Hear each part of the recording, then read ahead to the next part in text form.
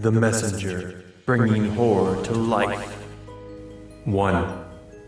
I stood face to face with a Wendigo when I was 7, by Space Kitty on Paranormal from Reddit. This happened when I was 7 years old. I'm sharing it because my older brother reminded me of it. I'm now 24, and I can't get it out of my head. It was very traumatic for me, because after this event, a bunch of other things started happening. This is how it all started. I grew up, and now live, in the most haunted state. I live about 5 miles away from the most haunted forest. My mom would tell me and my brothers about what she would hear while walking by the forest, and about the murders that had happened. My older brother, 11 at the time, let's call him D, and I, 7 female, were watching TV in the living room in the dark.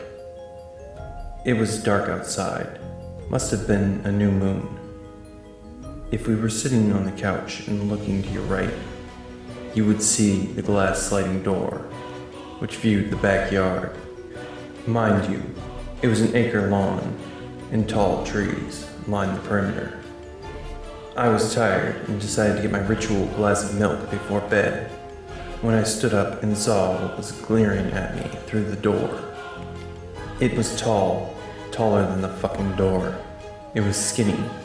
Its torso and its chest were broad.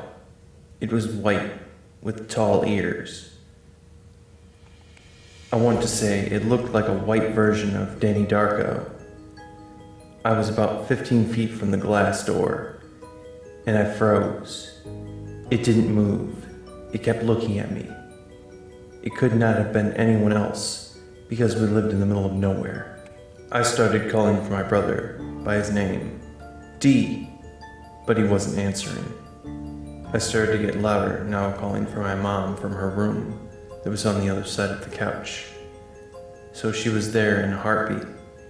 She looked at the back door and looked at D and then told me, just sit back down. I couldn't understand why. I was the only one freaking out. I laid on the couch facing away from the glass door. D put a blanket on me, and we both fell asleep on the couch. Well, in 2021, D calls me from jail. He had been in and out since he was 13, and this is how the conversation went. Hey, can I ask you something? What's up? Do you remember that night? What night? That night when we were freaking out. We were young. Remember that tall, scary-looking shit that was at the back door? Yeah, I had a flashback of that night. Look, I had a dream about it last night, and I wanted to tell you that I saw it too. I was too scared to do anything. Mom also saw it. The conversation ended because he only had so much time on the phone. I felt a relief that I knew it wasn't just me having a schizophrenic hallucination episode. But my body went numb from the memory and being so scared. I told my significant other about it. He's my best friend. So he told me that I came face to face with what's called a Wendigo, and how he wasn't surprised because of the small country town I lived in. When I looked up Wendigos on the internet, my heart sank when I saw it. Now I think about it every day. It's been a year since I was reminded of it. I believe it still follows me. 2. I saw a creature in the woods that didn't want me there, by FoxyDandy on True Scary Stories on Reddit. When I was little, I loved to go on walks in the woods. I would go on walks just about every morning, and I never cared much or worried about where I was out there. I always just strolled through the woods behind my house that seemed to go on forever. One day, I walked further than I had ever had before. I just wanted some more excitement. I was restless that day, and I felt like I had enough energy to keep going and enjoy the beautiful view of the woods. After I was past a certain point, I came to a clearing. with a big rotten log in the middle. It was beautiful. It was clean. It's like the forest floor had been vacuumed, almost like a carpet, and the sun had shined through the tops of the trees perfectly. I'd wanted to just sit down and enjoy this gorgeous view in front of me. So I decided to sit down on the rotten log, to take it all in. Everything felt so warm, but for some reason, sharp and sinister at the same time. Or maybe it's just how I was choosing to remember it, so I'd never go back there anymore. There were birds and the sound of wind, and all of a sudden, the joy in that place sank, the sun covered by the clouds. It was weird. There was no more sound at all. I couldn't even describe it. I never felt anything like it before. I just sat there, in this feeling I couldn't shake, like there was no happiness in the world at all. I was scared of something that I hadn't even seen. And then far away, up the hill, even deeper into the forest, I heard a branch snap. And it felt like it was acknowledging that I knew it was there. And it knew that I was somewhere that I wasn't supposed to be. Like I had wandered into its territory. And that after this cold, slow moment, I heard whatever it was bolt down the hill, viciously, like no animal or human could ever achieve. And then I saw it the first time. Just wrong. It didn't look like anything other than a monster. Even then, it didn't look right. Its body warped and uneven, its skin stretched over its body, like it was on the wrong thing. There was no visible mouth or eyes, just depressions in the face where they should have been. It ran on all fours, but it was like a zigzag fast, and it just walked wrong, sharp bones sticking out of random places, and it didn't look like at all after that, and I ran faster than I ever ran. It was gaining on me. I mean, this thing ran at like 30 miles per hour maybe. I was just a kid. I couldn't hear anything in the world other than the leaves behind me crunching and my heartbeat. I got to a road that led to my house as a car drove by.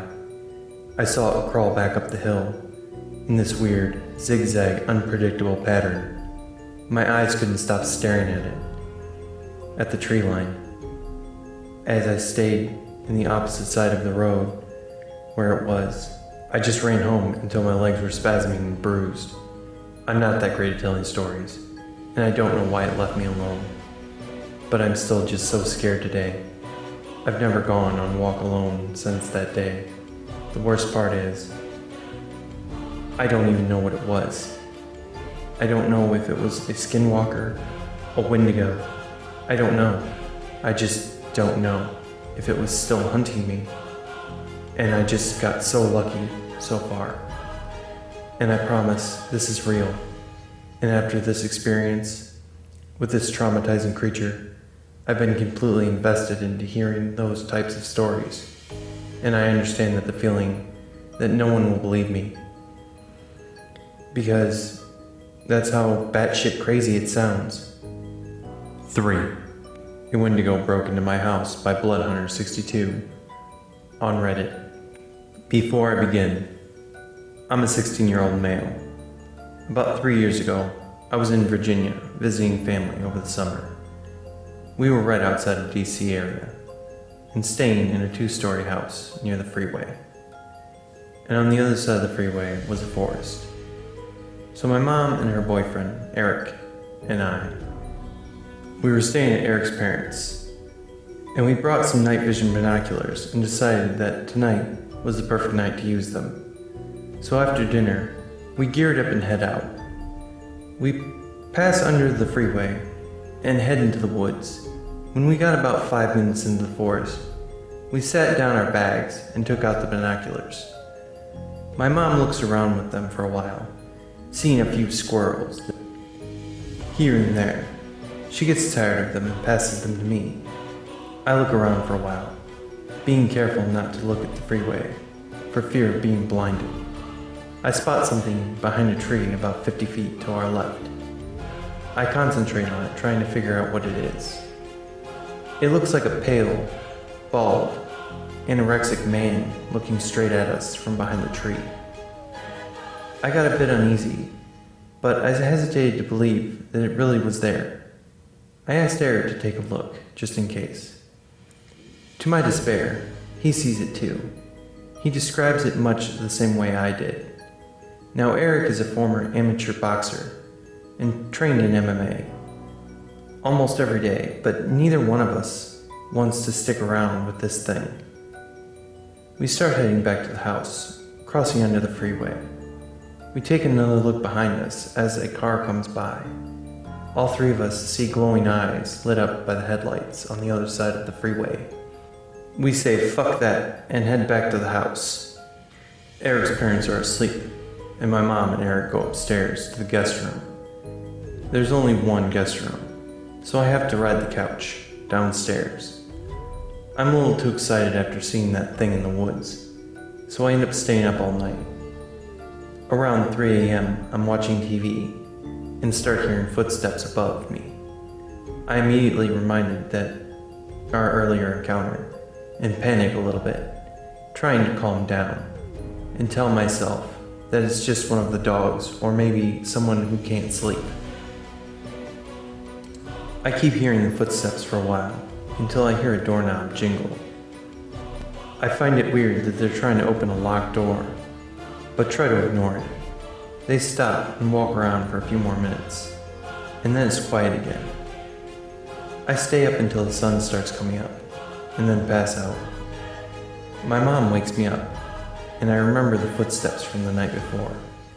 I describe what happened, and ask if any one of them had got up at any time. She says no. I think it must have been one of the dogs.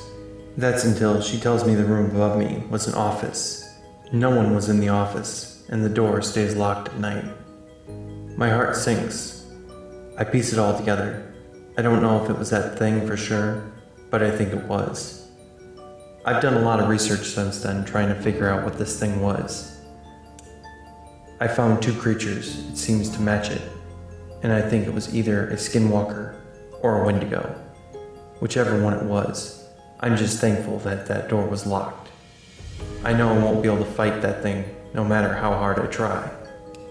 And that's where our tale comes to an end, for now. Did the shadows of the story linger in your mind, or did they vanish with the dawn? Remember, darkness isn't always about what you can see. It's also about what you can't. If you enjoyed the chill down your spine, don't forget to like, comment, and subscribe for more eerie tales that will haunt you. Until next time, keep your lights on and your doors locked. And sweet dreams, or rather, nightmares. I'll see you in the shadows. And remember, don't shoot the messenger.